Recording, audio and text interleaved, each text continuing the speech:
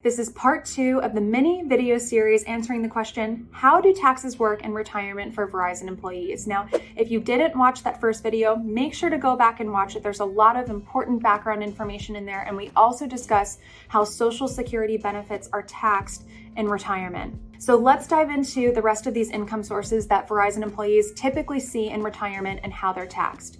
And this next source is traditional IRAs and traditional 401ks. Now, as a Verizon employee, you know that, a couple of the options you have with your 401k is either keeping the 401k at Fidelity, or you could choose to roll that 401k over into an IRA.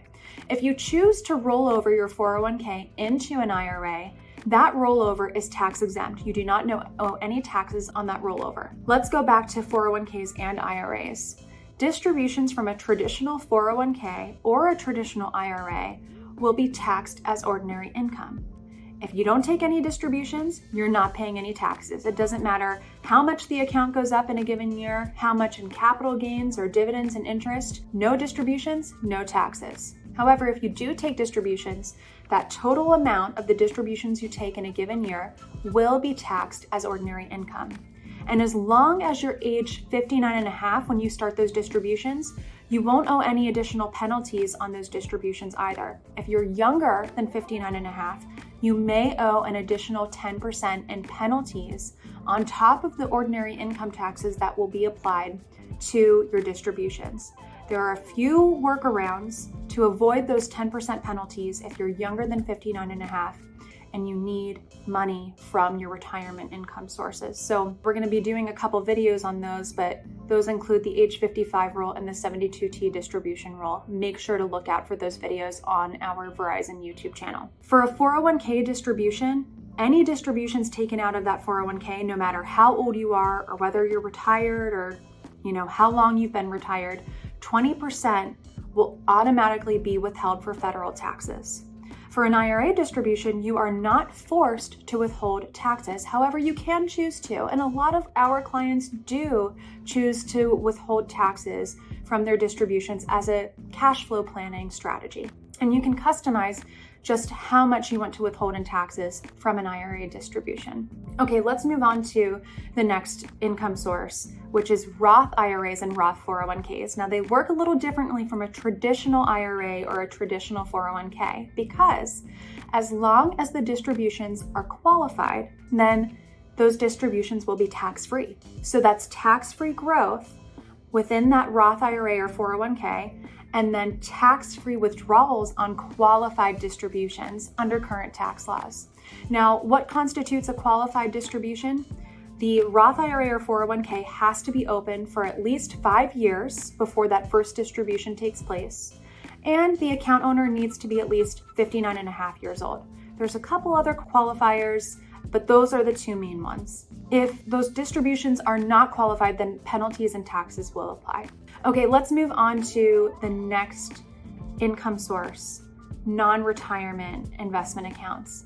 A lot of our Verizon employees that we work with do have investment accounts outside of their retirement benefits from Verizon, and those should be taken into account from an income and tax planning perspective in retirement.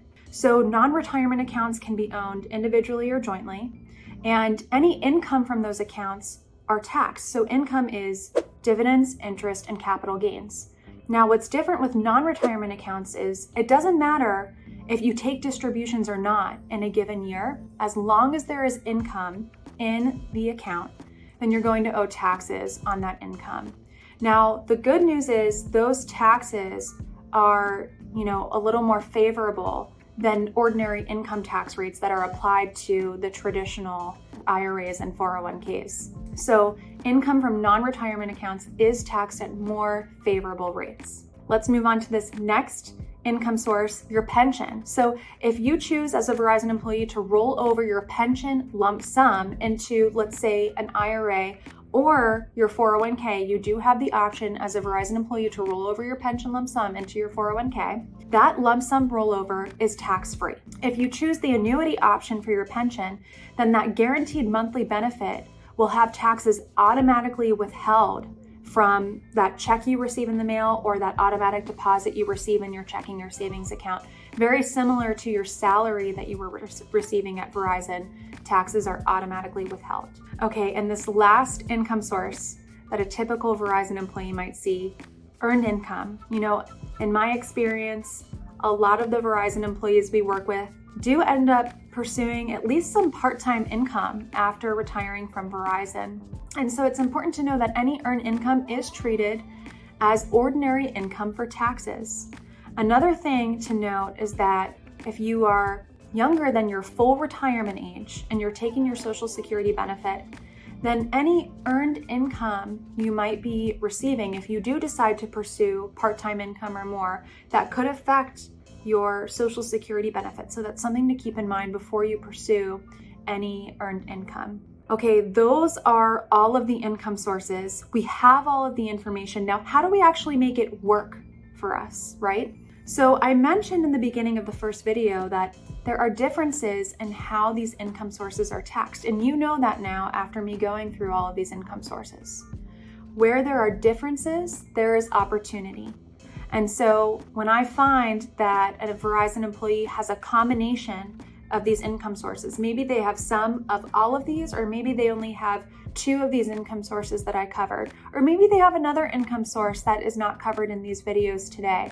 There tends to be an opportunity for tax optimization so that we can hopefully help them save in the amount of taxes they pay over their lifetime throughout retirement. That's it for today. If you have any questions about how tax optimization might work for you and might benefit you and your family, please click the link in the description box below to reach out to one of the advisors here at H&A that works with Verizon employees.